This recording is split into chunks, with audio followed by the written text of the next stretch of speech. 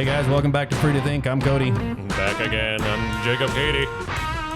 And here at Free to Think, we are taking on politics, culture, faith, and whatever else is worth talking about. Without the outrage, without the talking points, and hopefully with a little common sense. Yeah. But sometimes we point with fingers. Finger points. Yeah, we do. We like to wag fingers sometimes, but we like to wag fingers at ourselves too. I don't. You got to.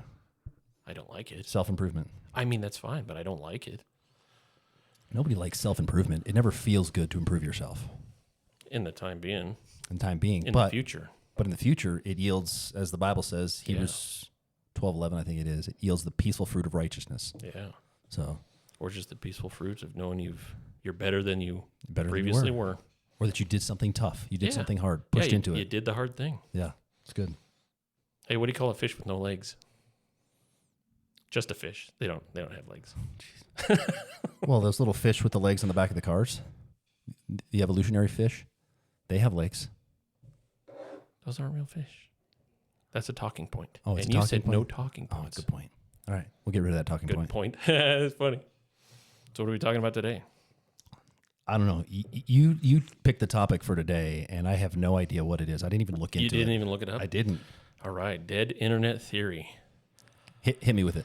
The dead internet theory is basically says that the majority of the activity on the internet is non-human. It's all AI and bots doing stuff, making stuff, interacting with stuff and people just for the sake of itself. It's the self-perpetuating artificial internet activity that has nothing to do with humanity. There's no aim. There's no rules. It's just basically anything that you interact with on the internet, or the majority of people you interact with on the internet, are just computer algorithms doing stuff for other computer algorithms. So this nasty email that I just got was a computer bot? I said the majority. No, that seemed. I mean, if you have AI right now, you like that, then it would be like, oh man, we need to shut this thing down. Holy I better cow. rethink my life. Yeah, you better. That's Skynet happening. So, which I think that the CCP named their surveillance. I know that was last week. They named it Skynet. It's like, that's like the worst thing you could name. Like, with Terminator and everything. Yeah, yeah. It's like they named their surveillance state Skynet. Oh, Think my you goodness. did that on purpose? Maybe. They're just trolling people. They're trying to be a trope. Yeah. We know what we did. We know. We know exactly who we are, Yeah. what we're doing, and you know exactly what we are and we're doing, and we ain't hiding nothing. Yep.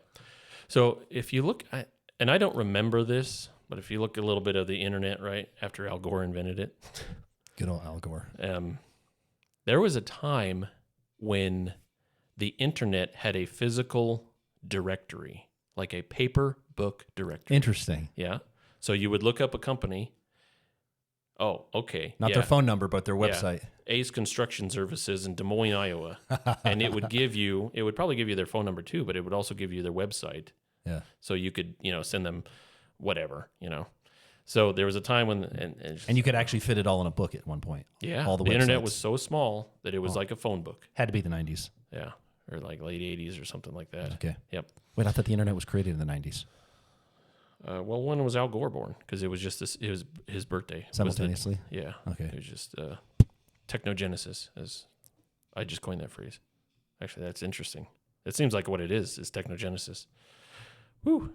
Okay. So, I mean, it seems like the internet was mostly people putting stuff on the internet up into, 2005, 2010. Okay. Because originally YouTube, right? You record a video, you post it on YouTube, your friends go look at it. Even MySpace was just people making their own little like MySpace sites. Sure. Yeah, pages and stuff, and Facebook is people posting stuff. But then, and I don't know all the history on it, but eventually people determined that you can just make computer programs that interact, produce, and post stuff online, But you can tell the difference between AI produced like videos versus real videos. Maybe now that the sort of uncanny valley window is rapidly shrinking. It sure is. Yeah, because it was like 5 years ago. It was like, or 3 years ago, 2 years ago. Oh my gosh! And a lot of it today, you can still tell. It's like, oh, for crying out loud, this custom-made handbag that's being advertised on Facebook. Sure. Like the person is obviously AI, and the store's been closing for 2 years. So obviously something else is going on. But I think humanity has this sense of what real is. And they may not be able to plug it. I was playing an AI song with my kids the other day, and I didn't tell them. They're like, this is AI. And it's a really good song. It's catchy. Yeah. But Well, it's- because they know all the catchy like chord progressions and everything. But they could Super just good at tell. They couldn't put their finger on it. They couldn't tell you exactly why they thought it was AI. They had this guttural sense that this isn't real. Yeah. Like it's too perfect. It's too well done. It's too manicured. It's something about it. This is AI. And they pulled it up right away. And I was like, yeah, you're right. It's AI. Yeah. But I think where that kind of gets a little dubious is in the realm of like young children's programming. Sure. There's just a massive amount of just like icky. And the young children, they're not going to know the difference. They don't know what AI is. So if you look up young children's videos on YouTube, it's like you can fall into the Alice's Wonderland of just dystopia, because that's literally what it is AI is generating, and there's a human probably at the very kernel of it, making a channel or something, but then they have an AI program that's just making the same sort of content. Yeah. And so what you'll see is channels that post like 10 videos every day, and if they don't get enough viewership, then they just like the channel ceases, and then they just produce a new channel, and they just start, and it replicates stuff that people like to engage with. And if you're talking about a kid just sitting there scrolling on YouTube, kids on their phone, right? And the algorithm just has this infinite capability of like non-human produced slop that your kids are just constantly imbibing. Yeah. And, it could probably influence the way they think. It influences their brain. It shortens their attention span and all this stuff. And it's not even any humans trying to do it. It's just the internet as this sort of super organism acting on its own volition to create more of itself, right? And in the end, the child becomes the product, right? So that's the dead internet theory, is that like if you take the internet as a whole, there's a very large chunk of it that is totally self-replicating and just there by itself, for itself. And it's only tangentially there for humanity. I guess I can only speak anecdotally, but most of the stuff I consume, I can't see being randomly created. Yeah. I mean, maybe... Well, I think maybe you're thinking like videos and stuff, right? Or But probably, practical websites. Yeah, the biggest part of it is probably large social media, text-based social media. Okay, Where which I'm not in. A bot can just post a phrase, the account has like random characters for its tag, and it just makes a phrase. And it, what you find is that if you have a certain Reddit forum, bots are posting stuff on there. Okay. Bots are responding to what those bots posted. Bots are having an argument with each other. Yeah, and just stuff like that. But the humans are like a small or non-existent part of the picture. And how do you verify humanity in those types of scenarios? I don't know. You have to kind of do your humanistic interpretation. Like you said, I can tell it's AI. I don't know why I can tell exactly, but I can tell it's AI. And but that's why I say it's kind of scary that window is kind of decreasing. And so you just have to, and maybe that's my point today of just saying eventually we won't be able to tell. So in my mind, and maybe you can comment on this, I have a strong urge to like de-internet my life. Yeah. And it's like, define exactly what the internet does for me and where it provides a true benefit, and cut everything else out. And I see this in other places in my life, because we talk about movies. We did the Odyssey review, and I've just lost interest in any sort of movies these days because, I have all the movies that I had growing up, maybe not all of them, but a lot of them I can just put in a DVD if I want. And physical media is very scary for What's a DVD? It's this disc that stores digitally information. Another thing that'll blow your mind is the laser disc technology, which is like a record-sized analog video disc that uses lasers. Don't do it. Hey, you started. I won't say it, but you started it. Anyways, go ahead. I didn't start nothing. You just keep just keep your distance. Anyways, where was I? Something about a boot and a radiator. Something about a boot and a radiator. So No, we're totally derailed. No, Can you're I right. finish my thought? Go ahead. Eve, do you want to finish it, or I can? You No, were, I'll were finish pitching it. a question to me. No, I'm just saying that I have this urge to de-internet my life. So Yeah. what I would do is I would identify the true benefits of the internet, right? And then I would get rid of everything else. And I was saying, my point being is like the reason that I'm disinterested in movies these days is because kind of like there's nothing new under the sun. And I can go back and watch the ones that made me feel good when I watched them back when I was a kid. In addition to that, there are so many, like if I want an adventure story, I'll go read a novel. Sure. There's literally hundreds of years of novels that have been produced and they're really good. I can use my imagination. I love can it. see it in my mind's eye. I can go read a physical book.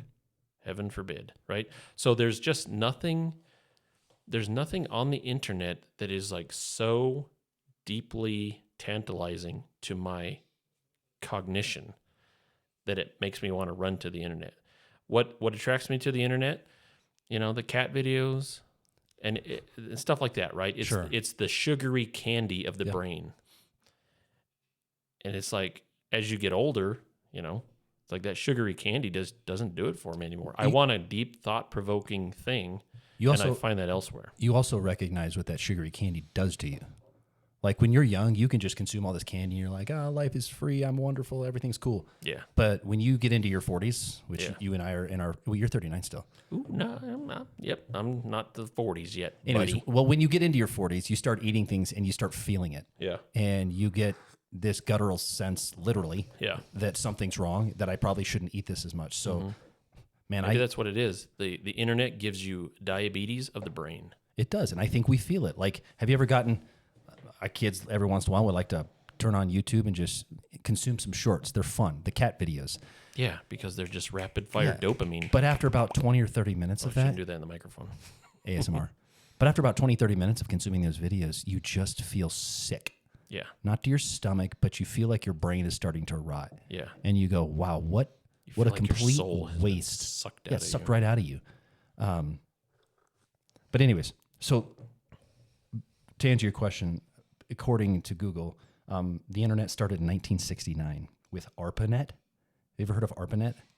Yeah, because that's the Advanced Research Projects Agency. Yeah, it's like so- a defense So organization. that's where they say that's like the ancestor of the internet. But the first message was sent between UCLA and the Stanford Research Institute in 1969. Oh, okay.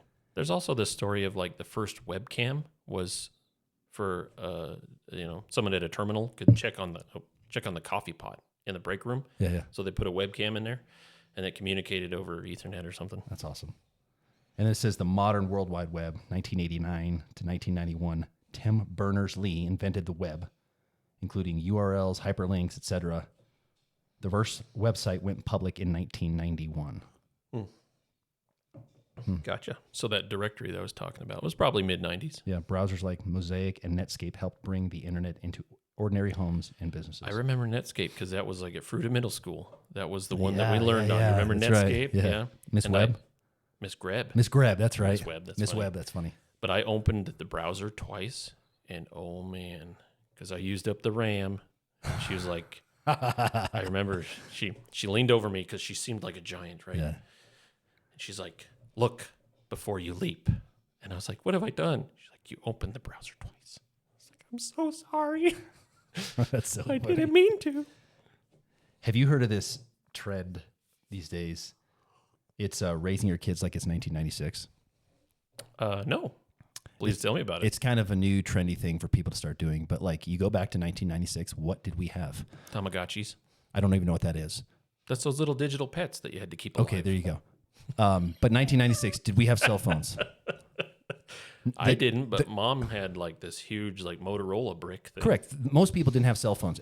Few people had the big brick bricks or the big car phones or something like that. I remember your dad had the car phone. He had the car phone, and it was the coolest thing. And your parent was super cool if they had a cell phone. Yeah, and it had like the suitcase lid. You'd open it Yeah, up. And, but it's like, for the most part, most people did not have cell phones, cellular devices. They didn't have the internet at the tip of their fingers. And so it was what?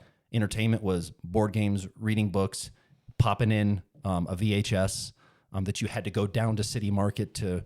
I remember early on. you had to rewind it afterwards. We didn't even have a VHS player in our house, and you could rent a VHS player from the video library store at City Market, the grocery store. I remember those days. So we rented the They had VHS. the huge racks of VHSs, and you'd go into the little room. Yeah, so we rent both the VHS and the VHS player, take it home, and always the stickers on it says, please be kind, rewind, and so you make sure you rewind it all the way. I don't know what City Market the one I remember was Rewind or Die.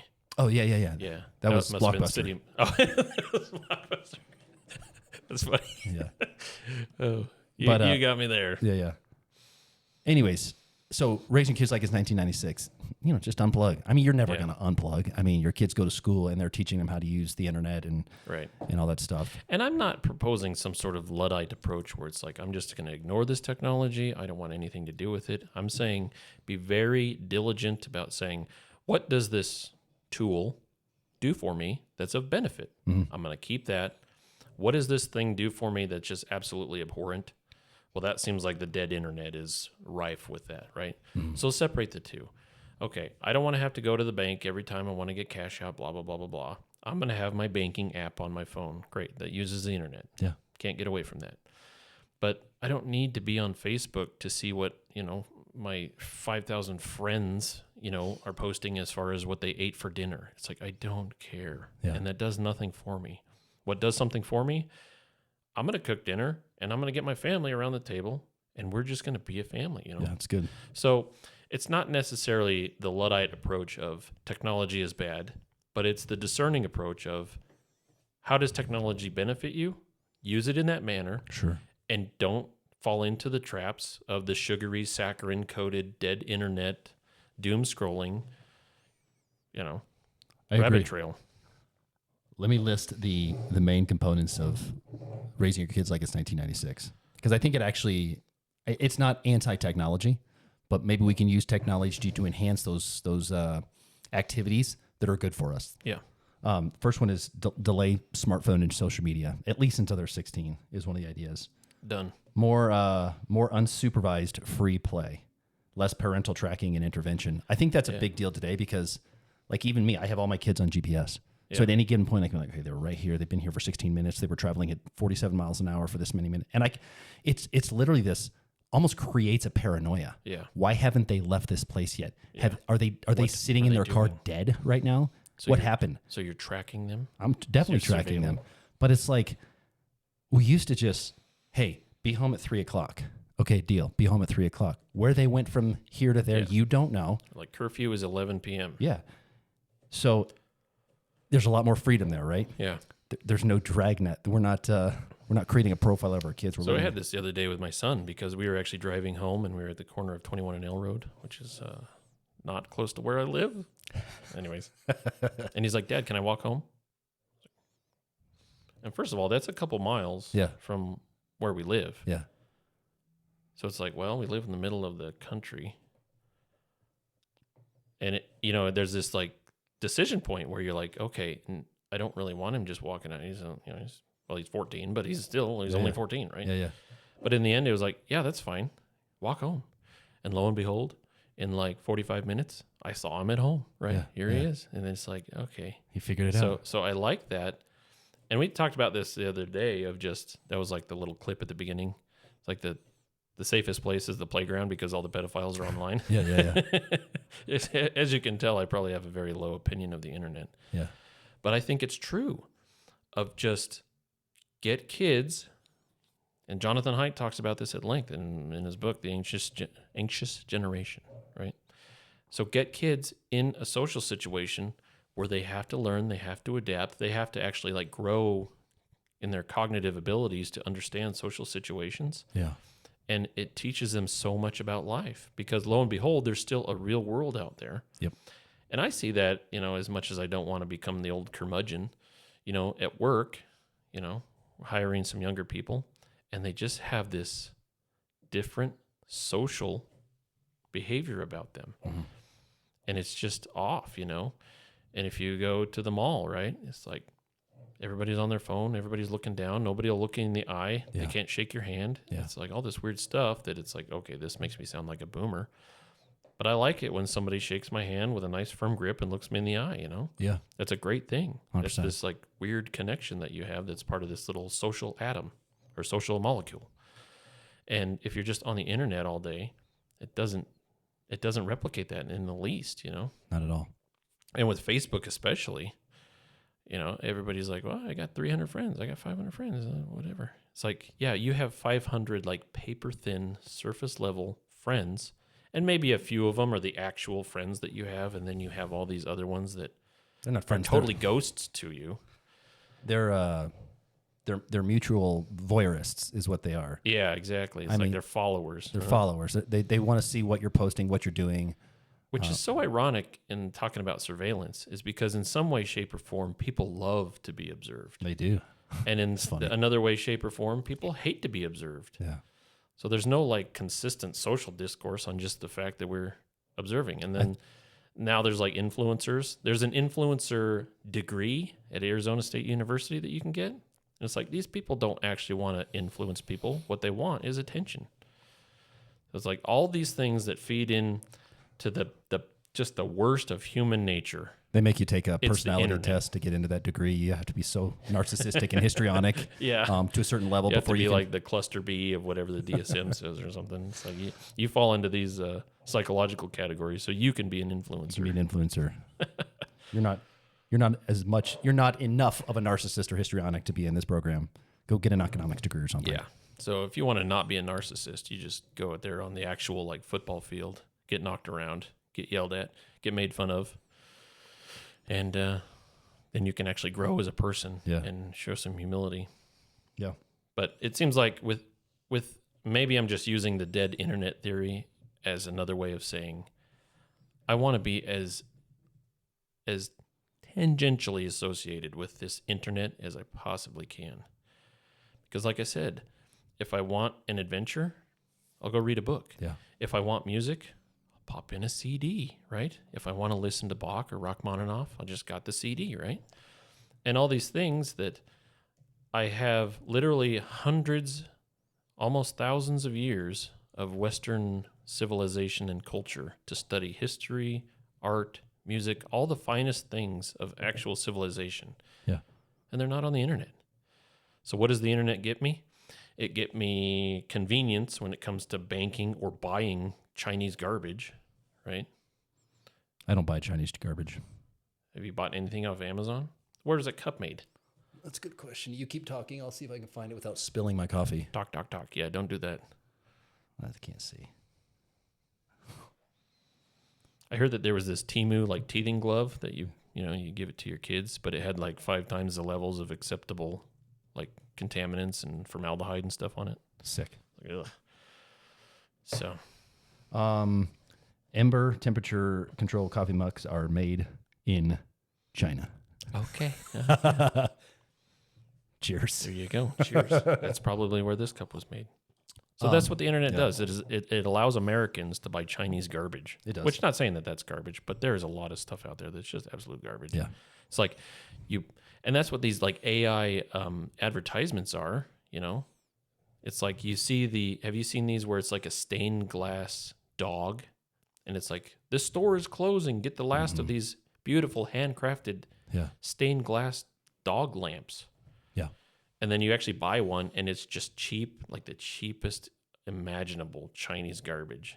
And then you've been scammed, right? But are you going to try to get your $25 back? Like, no, it's not even worth it to track down a company in China for $25. Sure. So it's totally a scam. They spent 2 cents making this thing. They netted $24.98. And then it's like, oh, I'm not even going to try because I'm just so exhausted. Yep. And plus there's 10 more products that I want to buy. Ah. So let me make the argument against your cantankerous, curmudgeony, boomer stance on technology. Have you seen the remarkable life? It's a Netflix documentary it's actually called The Remarkable Life of E. Bellin or whatever. He is a paraplegic. I think he's fully paralyzed, quadriplegic. And he's in a wheelchair, can barely move his hands, and he gets involved in this online submersive world. Mm-hmm. And he becomes this character, a caricature of who he sees himself as being if he wasn't, in a wheelchair. Okay. And he creates this community. And this community is quite vibrant online. And he never talks. He only texts because he doesn't want people to know who he is. But he builds this I don't remember exactly how long, but for years and years, he builds this really deep connected community in this submersive world. And he even has a romantic fling in this world with another person. And anyways, he ends up dying, and this community kind of surrounds him, comes in for the funeral and stuff like this, and they actually meet each other for the first time. And it's a very heartwarming, emotional documentary on Netflix. And it almost paints that kind of world in a different light, as in these people wouldn't have any other way to connect but for kind of a submersive world like this. Yeah. It was heartwarming. I mean, I think that's few and far between where you have such a good experience like that. Sure. I think probably most of those submersive worlds probably ain't good for you. They don't do you any value. Yeah. But in this context, it allowed him, he wouldn't be able to go to a party and connect with anybody. Yeah. Because people are just going to stare at him. He can't really talk. Who's going to want to come talk to him? Yeah. So in this world, people related to him as his avatar, looked on screen, big, strong, buff guy who can walk, all these things. And they related to him as a normal human being and stuff like that. And so it allowed him to experience some level, something that life didn't afford him. Yeah. So, I think that's a little bit of a Mott and Bailey argument. It is. Because I think that it's pretty evident that the overwhelmingly majority of stuff on the internet is just completely useless, meaningless garbage. There's a huge amount of the internet that's actually very evil. Human trafficking, 100%. All sorts of stuff. Like the worst, just the absolute worst of human nature is just breeds on the internet. Yeah. And then, of course, the internet, and you'll notice in my argument, I said, find out what the internet does for you that's truly good, right? Yeah. In that case, it seems like he found something that was truly good, you Sure. know? Absolutely, if he goes to a party, people are going to see him as in that state, and they're going to want to avoid, they're just going to want to be voyeuristic, they're just going to want to observe, and they don't want to engage with the human, because in that state, he's still human. He has value. I think what you just described is more of an indictment on human nature to say that why couldn't he find that community where he was amongst real people instead of amongst the avatars? Yeah. But hey, good for him for finding a spot in the internet that was truly good. And he's the human, and there's other humans at the other end. It seems like if there's humans at both ends of the internet, that's when it's fine. Yeah. But when there's a human here and the internet just, goes on and just self-replicates, that's totally disgusting, right? Yeah. But so that's why I say be discerning in the amount of technology. I'm not anti-technology. I'm not anti-AI, as you have probably noticed, right? I'm anti-social media, but I'm not anti-AI. But that is to say, and now I'm going to, I got my boomer hat on. Now I'm going to put on my Christian hat to say that I truly believe that God can help us discern the good and the bad of our technological advancements. If we go back to the Garden of Eden, I don't think it was God's intention for us to stay as just primitive garden dwellers, right? I think all of this technology, it was baked into the cake of reality, so we would have made all these discoveries, but then God would have been there at the center to help us discern the good and the evil of all these things that we create. But right now, what we have is we can't really do that. Human nature is what it is, so the good, gets emphasized, even though it's a small chunk of stuff, and the bad gets ignored and pushed down underneath into the dark web. And so we don't, as a human race, we don't have the ability to look at a certain technology and agree broadly on its good uses and it's basically acceptable uses and it's unacceptable uses. We don't have that discernment. But I think each individual person has that discernment on some level. Yeah. And like we said at the very beginning, it's ironic how all this stuff ties together, right? It's painful to put away the candy. It's painful to eat the broccoli, right? Yeah. But that's the good, So I'm not saying don't have candy. I love candy. It's delicious. Yeah. Don't eat candy for every meal every day. You need a steak. You need the broccoli. You need the okra. And so when it comes to technology, it's the same thing. If I rely on a piece of technology so much that I lose the ability to do something else, that's not a good thing. Yeah. Use the technology to augment what is good about you and just drop the rest because it's not worth it, It's like if I literally had a car that was a bed and a toilet, and it was a small thing that like docked into my house as a pod. I'm just like inventing a sci-fi dystopia. And I just drove. It's basically the fat people from WALL-E, right? Yeah. Those little chairs did everything for them, They did, and they lost the ability to walk. So what good was that chair? We'll say, well, grandma can ride around in it because she's disabled. Okay, well then everybody starts using it, and suddenly everybody's disabled. So it's just, I'm not saying get rid of technology, get rid of the internet. This is just evil. The Luddite approach, I don't think is valid. Sure. What I'm saying is, and it's the same with the flock cameras, it's the same with anything else. Use your brain to discern what is good in any situation and try to get rid of the bad. Yeah. So in Facebook, if you truly use Facebook to truly connect with friends that have moved away but you keep in close contact through Facebook, fantastic. Yeah. Do that. Don't use Facebook to sit there and doom scroll through shorts and reels and all this stuff so that you drain your soul out for 2 hours, So that's all I'm saying. And that's why I say I have the urge to de-internet my life, because I see so much that is just worthless and I want to focus more on the worthwhile. I agree 100%. There was a op-ed in the newspaper last week, and I'll link to it in our notes here. But hyperlink through the internet. Yeah, that's right. But it talked about AI, and I can't remember the title, but it was something like "Don't use AI." And in an article, he makes the argument for not using AI to draft your homework or your emails or your responses or anything like that. He says, put the work in to building those sentence structures, the ideas, the outlay yourself. It takes time. It takes effort.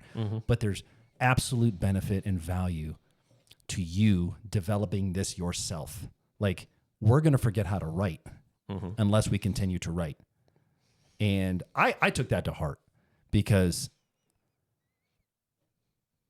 the way, since AI and just being fully transparent, the way I draft an email is I draft it, but it's quick.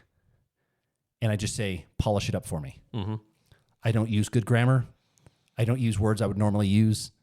I just try to get the concept across, and then it's like, dress it up for me in Cody's, Cody-esque type language.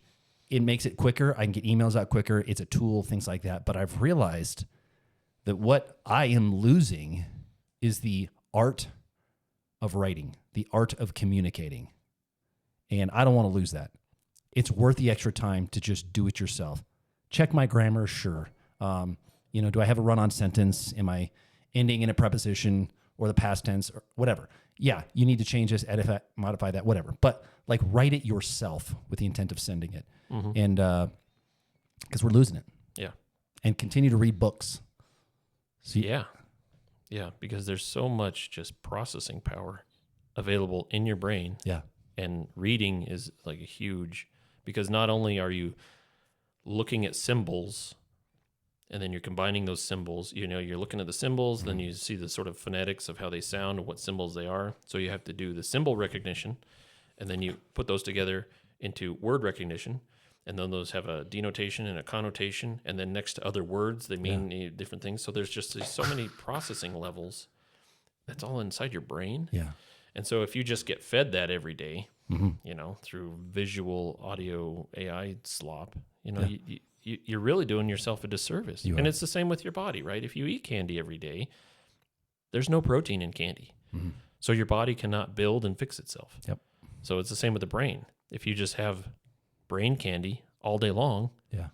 first of all, you're going to get mental diabetes, and then your brain is just going to stop functioning. Yeah. So We should probably wrap this up. well, so use technology, but Yeah. make sure you're using it for the long game benefit. Sure.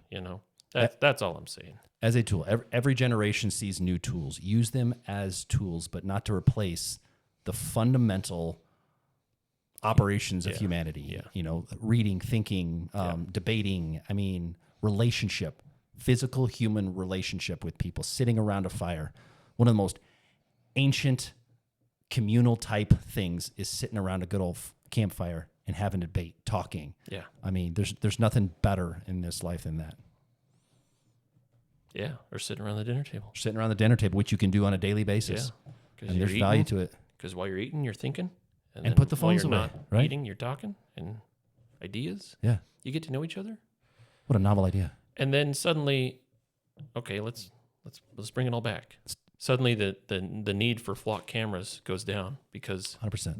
the nuclear family starts burgeoning back into existence. And that's utopia, right? Just I was families going to call that utopic, yeah. where everybody's, okay, so I'm ignoring human nature. A little bit. But yeah, We I get can it. get back to that, right? The nuclear family. We can point is a in good that thing. direction Yeah. and we can start working towards that. Yeah. I don't think we'll ever get there. Yeah. I think it's just reality. But yeah, we can start working towards that Yeah. and make this life a little bit better. But we can change the direction, right? We can change the direction. Yeah. All you need is 1 degree change sometimes to make a massive difference in the future. Mm-hmm. But well, cool. I mean, that went quicker than I thought, but It always does. it does. So, well, That as we always say. as we always say.